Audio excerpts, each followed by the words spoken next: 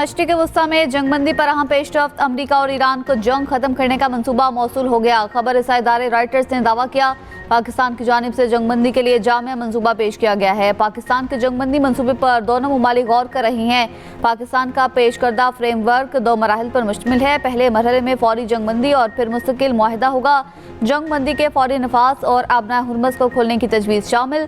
जंगबंदी मंसूबे को इस्लामाबाद एकॉर्ड का नाम दिया गया। रॉयटर्स से गुफ्तगू करते हुए ईरानी अहदेदार ने कहा, मुजवजा मंसूबे का जायजा ले रही हैं, किसी डेडलाइन या दबाव को कबूल नहीं करेंगे।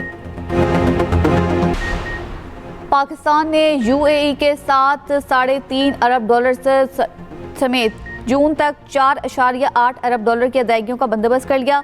ज़राए का दावा, कहा दोस्त ममालिक ने पाकिस्तान को $5 अरब से ज़ायद की फराहमी की यकीन दहानी करा दी। ज़राए के मुताबिक मजमूई तौर पर यूएई को $3.5 अरब के 3 मुख्तलिफ फॉरम की अदायगी होना है।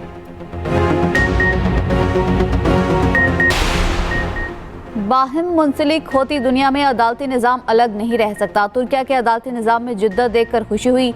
चीफ जस्टिस पाकिस्तान याहिया आफरीदी का पाकिस्तान और तुर्किया के दरमियान अदालती ताउन के फ़रोग़ की मुफाहमती यादाश्त पर दस्तखत की तकरीब से खिताब। कहा, तुर्क वफ़द का दौरा तारीखी और बिरादराना ताल्लुकात की अलामत है। मुफाहमती यादाश्त दोनों ममालिक की अदलिया के लिए अहम है।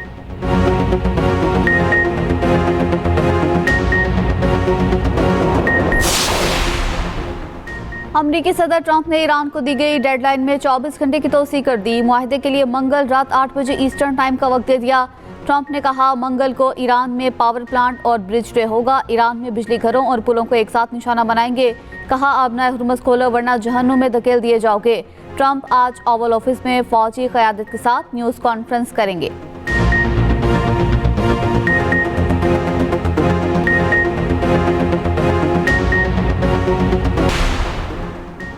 ईरान ने ट्रंप की डेडलाइन मुस्तरद कर दी। ईरानी वज़ारत ख़ारजा के तर्जुमान इस्माइल बक़ाई का कहना है, ट्रंप के बयानात उनकी मुजरिमाना सोच के अकास हैं।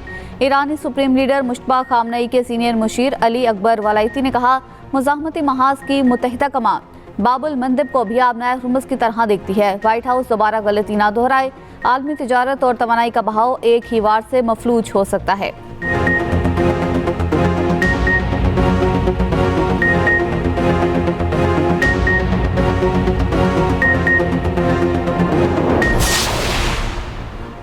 अमरीका और इसराइल के ईरान पर नए हमले। तेहरान समेत 12 शहरों में बमबारी, 6 बच्चों समेत 24 अफराद शहीद।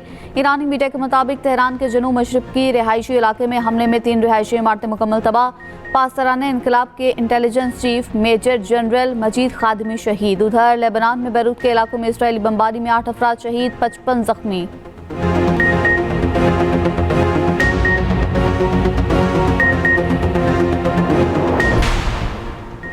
ईरान का जवाबी वार, इसराइल पर मिसाइलों की बरसात। वस्ती इसराइल के 15 मकामात को निशाना बनाया गया। तल अबीब में इमारत तबाह। दिमुना में इसराइली पेट्रोकेमिकल तंसीबात पर हमला। गुज़िश्ता रोज सेफा में मिसाइल हमले से 7 मंजिला इमारत ज़मीन बोस। तबाह इमारत के मलबे से 2 लाशें बरामद, 2 की तलाश जारी। इसराइल पर क्लस्टर मिसाइल से ताज़ा हमला।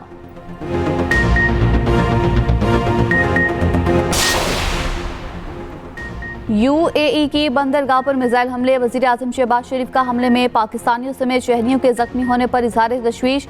कहा, अपने शहरियों की हर मुमकिन मदद के लिए इमाराती हुकाम से मुसलसल राब्ते में है। पाकिस्तान मुत्तहिदा अरब अमारात के बरादर अवाम के साथ खड़ा है। कशीदगी में कमी के लिए सब्र और तहम्मुल से काम लेने पर जोर।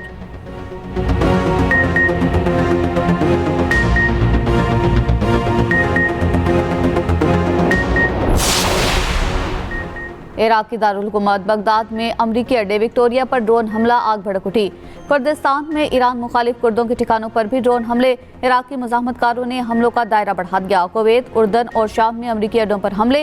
इराकी मलेशिया के खताइब हिज़्बुल्लाह इराक का कहना है, सिक्योरिटी सबके लिए होगी या किसी के लिए नहीं। हुर्मुज़ ताकत से खोलने की कोशिश हुई तो तेल और गैस नापैद हो जाएगी। आयतुल्लाह खामनई की शहादत पर मुआफ़ी मुमकिन नहीं।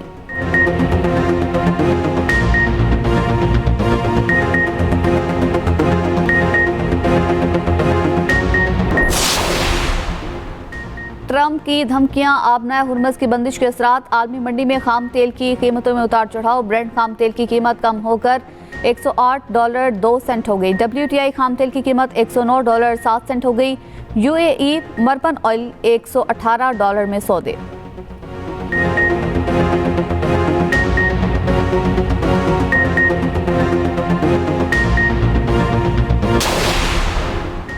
वजीर आजम से वजीर रेलवेज हनीफ अब्बासी की मुलाकात। पाकिस्तान रेलवेज की कारकर्दगी, जारी इस्लाहात और मुस्तकबिल के मंसूबों पर तबादला ख्याल।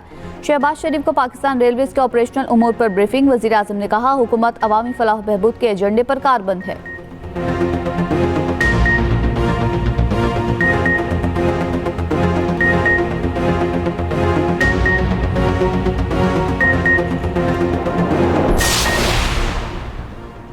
अमीर जमात इस्लामी हाफिज नईम रहमान का कहना है, थोड़ी सी बारिश ने पीपल्स पार्टी को बेनकाब कर दिया। अवाम जाली मेयर को हटाने की कोशिशें तेज करे। अदम एतमाद के लिए कोशिशें तेज कर रहे हैं। शहर में जमात इस्लामी की टाउन्स ने बेहतरीन किरदार अदा किया।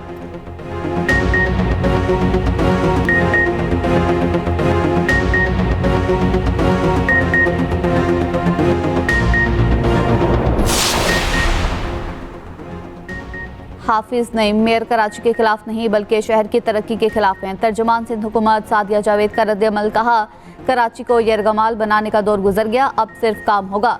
जमात इस्लामी के टाउन चेयरमैन की नाकामी का मलबा दूसरों पर डालना बंद करें। जमात इस्लामी की सियासत सिर्फ फोटो सेशन और झूठे प्रोपेगेंडे तक महदूद है।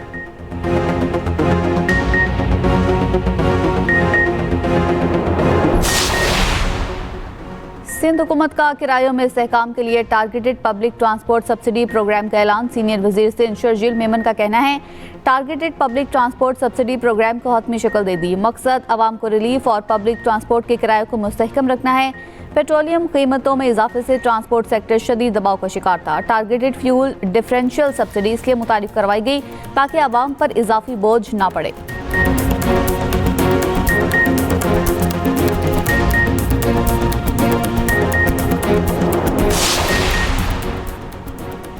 पंजाब में फलों, सब्जियों और दालों की कीमतें कंट्रोल में हैं। पेट्रोल की कीमतें बढ़ने का आशय और अनोज की कीमतों पर खास फर्क नहीं पड़ा। वज़ीर इत्तलात पंजाब अस्मा बुखारी का कहना है, मरियम नवाज बराह रास्त प्राइस कंट्रोल के मामलात की खुद निगरानी कर रही हैं। अशय और अनोज की फरोख्त सरकारी निरखों पर यकीनी बनाई जा रही है। किसी को मुनाफाखोरी और ज़ख़ीरा अंदोज़ी की इजाज़त नहीं दी जाएगी।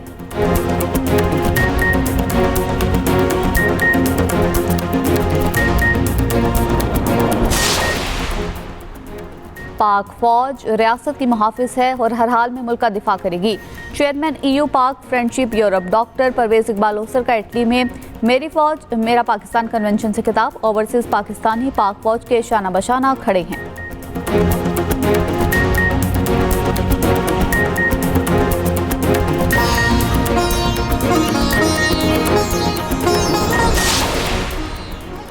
और HPL PSL का पहला मरहला खत्म। आज लाहौर में आखिरी मैच मुल्तान सुल्तान्स का टाकरा रावलपिंडी से होगा। अगला मरहला 8 अप्रैल से कराची में शुरू होगा।